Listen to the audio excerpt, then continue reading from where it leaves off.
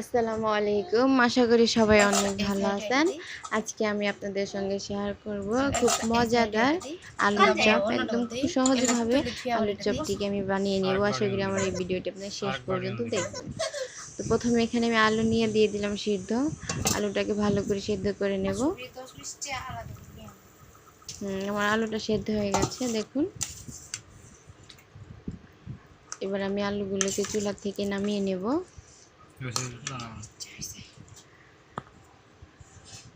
আলুটাকে আমি চুলা থেকে নামিয়ে এখানে ভর্তা করে নিয়েছি।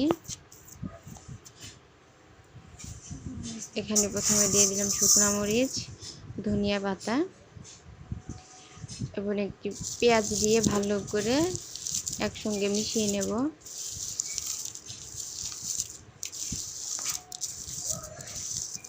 সুন্দর করে মিশিয়ে এবার আলুটাকে ভর্তা করে নিচ্ছি।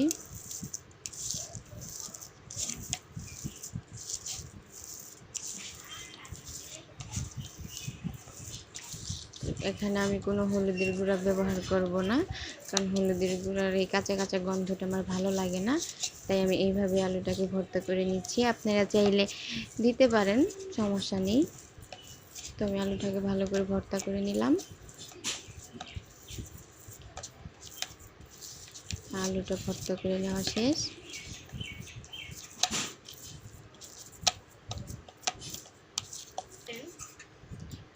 দেখুন আলুটা আমি খুব সুন্দর করে ভর্তা করে নিয়েছি।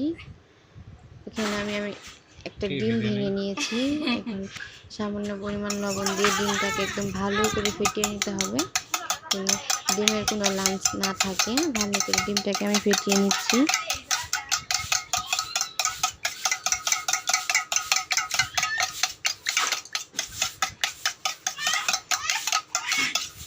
ডিমটা ফেটিয়ে নেওয়া শেষ। একদম দেখুন কোনো লাঞ্চ নেই, একদম ভালো করে ফেটিয়ে নিয়েছি।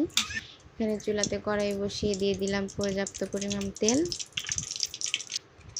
এবার আমি এখানে এই আলুর চপটাকে বানিয়ে নেব। সুন্দর করে আলুর চপের শেপটা করে নেব। একটু বড় সাইজের করে নিচ্ছি। আপনারা চাইলে যে যেমন শেপ দিতে পারেন।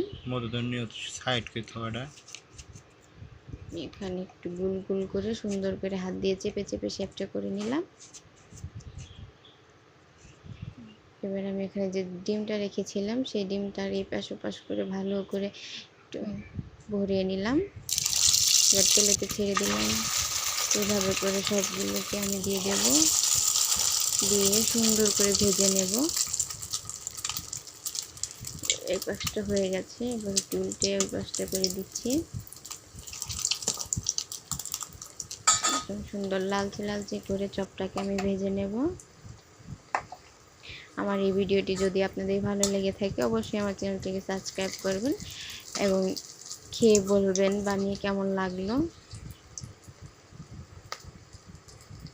আমার চপগুলো প্রায় ভাজা শেষ হয়ে গেছে, আমি তুলে নেব।